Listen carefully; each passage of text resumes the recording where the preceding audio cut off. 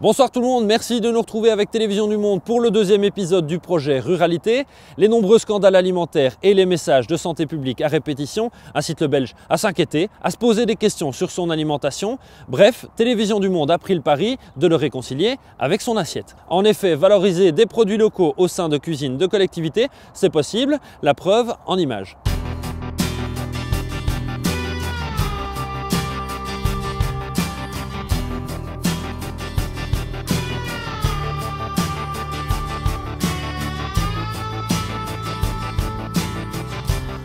Le GAL Transvert, c'est le groupe d'action locale. C'est une dynamique territoriale qui travaille ici sur les communes de Senef, les Bonvillers et Pontassel. Et nous veillons à maintenir notre ruralité. Donc on est entouré de grandes villes. Nous nous battons au quotidien via différents projets à maintenir et développer cette ruralité via toute une série d'acteurs de terrain.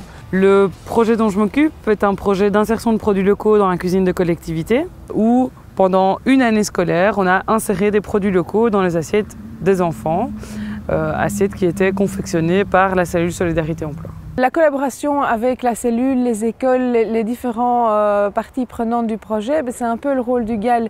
Le GAL met en réseau, met en relation différents acteurs du territoire. Et voilà, vous avez telle spécificité, telle qualité, vous faites les repas, vous avez les enfants à l'école, les producteurs ils font les légumes, pourquoi ne pas se mettre ensemble et avancer et monter un projet?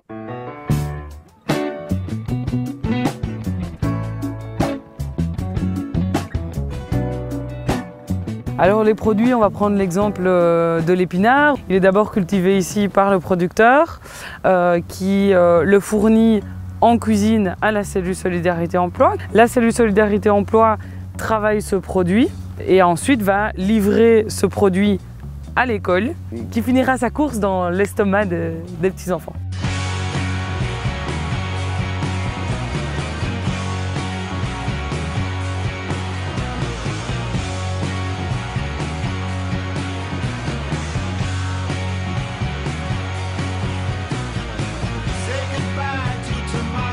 Ici, on livre à la cellule Solidarité Emploi qui confectionne des repas pour les écoles et qui permet de nouveaux débouchés pour nous.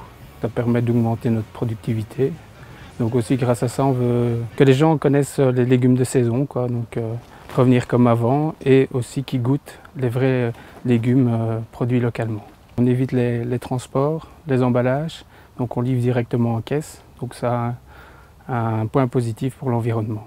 Pour le moment, c'est une petite production, donc les volumes ne sont pas très grands à livrer. Aussi, nous, on produit et on ne calibre pas les légumes, donc quand on livre, ce n'est pas des pommes ou, par exemple, ou des carottes toutes les mêmes, donc c'est plus difficile pour eux à gérer.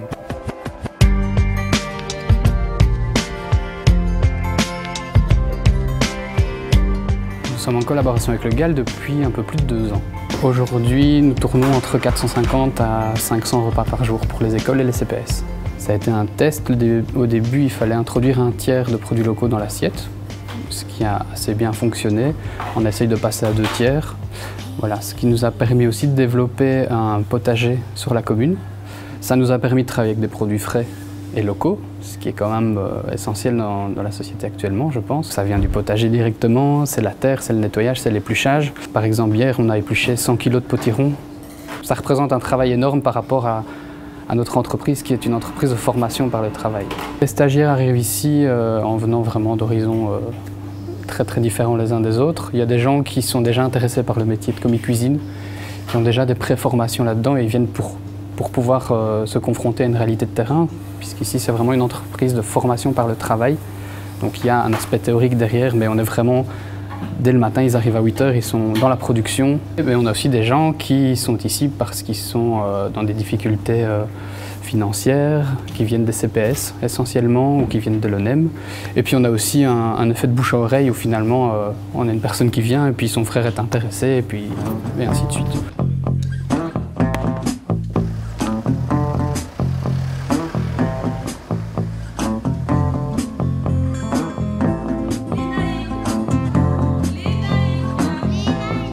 Alors évidemment, les enfants ont directement goûté au quotidien les repas qui ont été confectionnés avec des produits frais.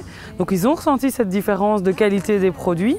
Après, nous, on a fait un travail pour essayer de leur faire redécouvrir l'origine des aliments et ne fût-ce que les noms des légumes qu'ils avaient dans leur assiette, parce qu'on s'est rendu compte qu'il y avait de réelles lacunes sur ce plan-là. Parce qu'effectivement, avant, tout le monde avait un potager chez soi. Maintenant, c'est plus vraiment le cas. Donc les enfants perdent ce lien avec la terre et perdent cette connaissance qui est pourtant essentielle pour eux. Pour nous, ça a changé parce qu'en même temps, ils ont revu les quantités parce qu'avant, il y avait beaucoup trop de gaspillage. Ici, comme c'est des produits frais, on voit la différence. Certains enfants nous font les remarques « Oh mais tiens, avant on n'avait pas ça, c'est meilleur qu'avant ». Et des parents d'élèves aussi nous font les remarques parce qu'ils nous posent des questions aussi sur la qualité des repas. Et donc on leur a fait part que les repas maintenant avaient été revus, il y avait beaucoup plus de produits frais. Donc ça, les parents sont beaucoup plus contents. L'année passée, ce n'était pas très bon, mais cette année, c'est devenu meilleur. Les aliments ont plus de goût et la compote surtout. Alors on a fait diverses animations pour sensibiliser les enfants à vraiment l'origine des produits qui se trouvent dans leurs assiettes. Et on a également installé un carré potager dans leur école, dans les 5 écoles sur lesquelles nous travaillons. Donc ils ont tous accès à ce carré potager où ils peuvent vraiment voir comment pousse le légume et d'où vient le légume qui se trouve dans leur assiette.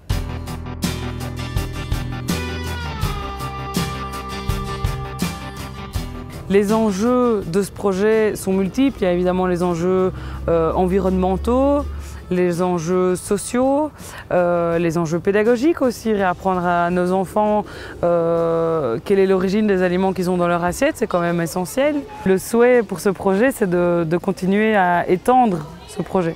Pour le moment, on s'est limité à la phase test et on souhaiterait sensibiliser les autres collectivités des environs pour essayer qu'elles insèrent des produits locaux.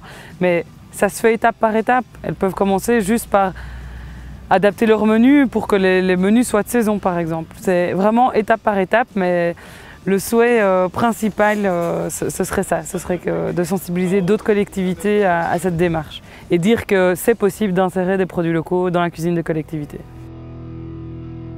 Voilà, Télévision du Monde, c'est terminé pour ce soir. On se donne rendez-vous dimanche prochain pour le 3e épisode du projet Ruralité. Nous irons à la rencontre de 3 jeunes agriculteurs qui reviendront en votre compagnie sur les difficultés liées à la reprise et au développement d'une exploitation agricole familiale.